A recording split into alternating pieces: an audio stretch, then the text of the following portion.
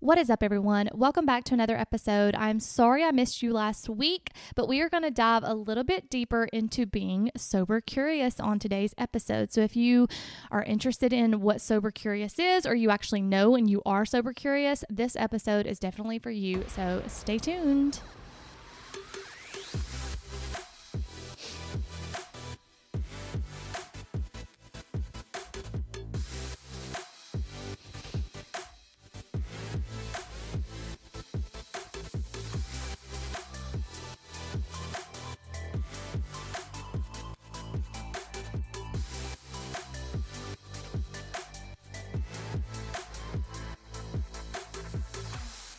All right, so interesting topic. But first, I want to say I'm so sorry for missing last week.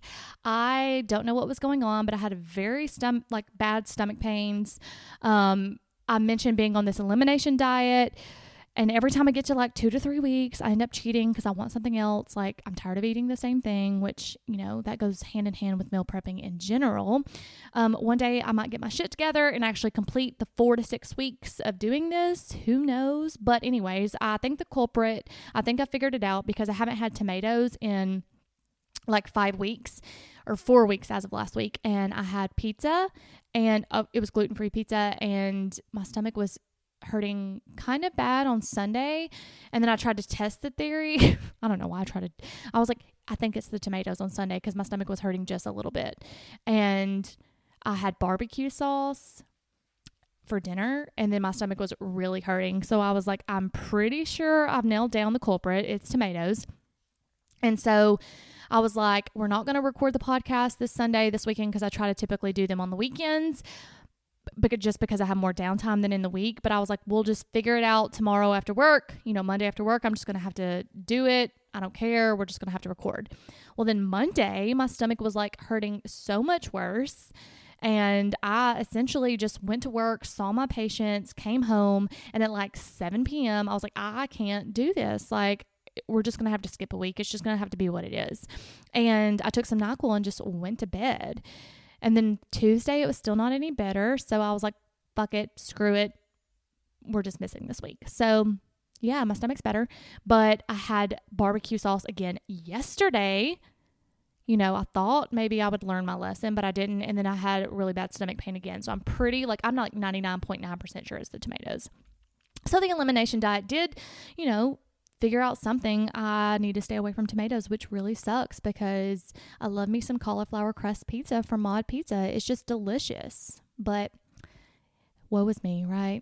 Third world problems. But obviously, this weekend I have been crafting at home. That's something that's really been fun. I am still trying to decorate my house 3 years later because it's expensive. If you bought a house or decorate a house, you understand the expense. And I'm not a DIYer. I'm just not. But I tried this weekend to make some things because art's expensive, and the art that I'm really into right now is kind of like that abstract textured art. If you know what I'm talking about, it's like the white art on canvas. So that seemed very easy to make. So I went and bought some canvases from Hobby Lobby and some joint compound from Home Depot. So overall, I have 6 pieces of art, pretty large. And I spent $100 altogether with paint, joint compound, and the canvases. So you cannot get 6 pieces of art for $100. And I'm trying to finish my half bath that I have in my house and fill up some bare walls that I have. And we will see how it turns out because we are on the final stage. I just painted everything, just waiting for the paint to dry. And then I'm going to decide once I get it on the wall if me and my friend Steven may try to build some, the shadow, the floating frames that you see it in. We might, depending on if it needs it or not, which I'm thinking it may. And I don't have any tools to cut anything. And he's kind of done some woodworking. So I was like, can you help me build this? And he was like, it would be relatively easy. So we'll see. Stay tuned. Stay tuned till next week, and I'll let you know how it turned out. But anyways, today's topic, I wanted to talk about being sober curious. If you've never heard that term, you don't have to be an alcoholic or have a problem with alcohol to be sober curious, or even the word sober. Sober just means anything, you're abstaining from drugs and alcohol, because you don't want to alter your mind or whatever the reason may be. And there's a lot of like coined terms lately, and I think with the generation below us that are like, let's be sober curious, or we don't have to drink or smoke or anything to go out and have a good time. And I've always been sober curious in a sense because of health issues and like elimination diets, or, just monitoring macros in general, because we all know at the end of the day, alcohol is not the best for you. And if you don't know that, then alcohol is not 0 calories. I know, shockingly, it is shocking. When I was a nutrition coach, that was one thing that people didn't realize, because if you use MyFitnessPal or whatever and you scan like a label and it says, for example, vodka is 80 calories, no carbs, no fat, no protein, that's just not physically possible. You have to have macros to make up your calories. So with that being said, if you're trying to monitor that, or if you're trying to lose weight, or you're trying to be more healthy, or trying to go like anti-inflammatory, alcohol is just not going to get you to your goals. I'm sorry, I hate to be the bubble buster here, but it's just not. And we all know that, I think, but we choose to ignore it sometimes.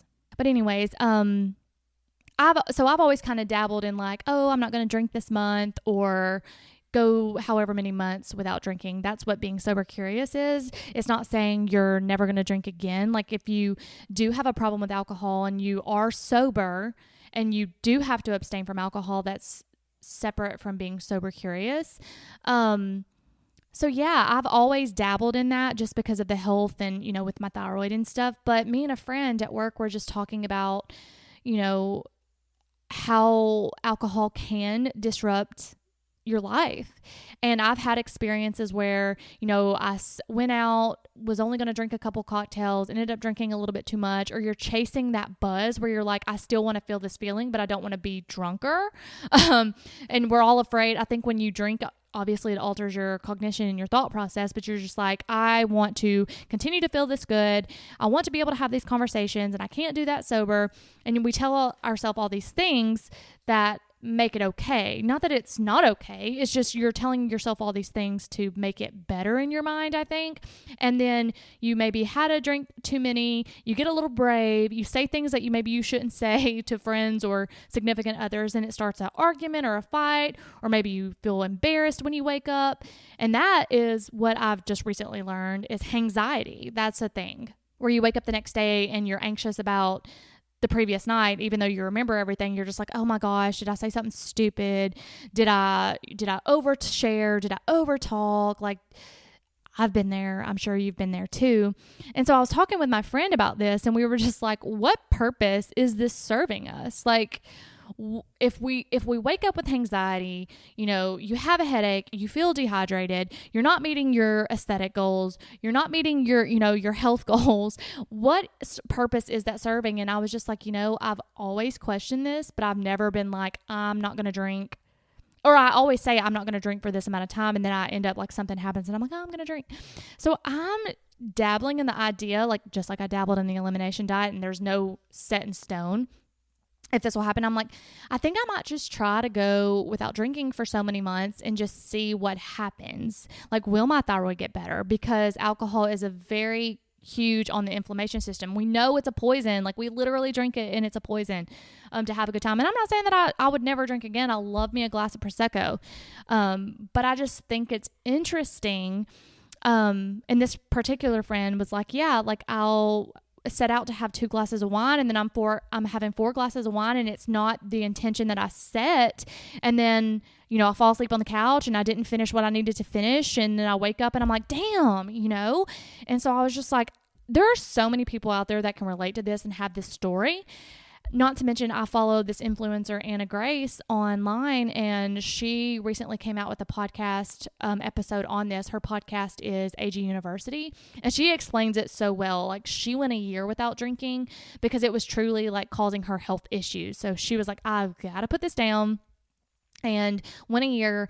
And then she was like, how I had to do it was I had to identify with someone who just doesn't drink, because there's so much peer pressure, social anxiety, things like that, where it makes us want to drink.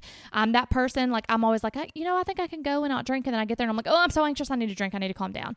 When really, I think if I just figured out other ways to not be anxious, or just start talking to someone, and then that anxiety would ease, then I wouldn't need that social lubricant. You know what I'm saying? And I'm sure you've been there. I've never had a problem with alcohol, thankfully. And I know other people have, and they have to quit drinking. But I just think that, I might try it. I might go on a little social experiment, which is hard when you're dating, because then everyone wants to go out for drinks. But maybe I can be like, let's go for coffee or something instead. But even though I'm not drinking coffee, I don't know. We'll have to see. But then it's funny, because I think without alcohol, you kind of see who people truly are, like the awkwardness and the funniness and like experiencing life. Like, you're not numbing yourself to it.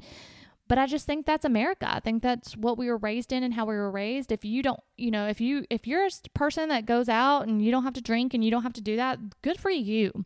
Share your story. Share how you do it. So if I do that, I will let you know. It's something I've been pondering and thinking about. So we'll see. Me and my friend are like maybe going to make a pact and do this together, and not a pact, you know what I mean? Like, hey, let's do this together. It's, encourage each other to do this. So if you've ever been sober curious, I'm just interested in that. Send me a DM or tell me your story, or, like, how did it go? Because I think this would be a cute little social experiment. I don't know. We'll see. So that's all I have for you. It's a short and sweet episode. I just think it's interesting, a great topic to discuss, and maybe if I do it, I'll have more interesting stories for the podcast for y'all. So thanks for listening to me ramble on about nonsense per usual. And anyways, guys, until next time, bye.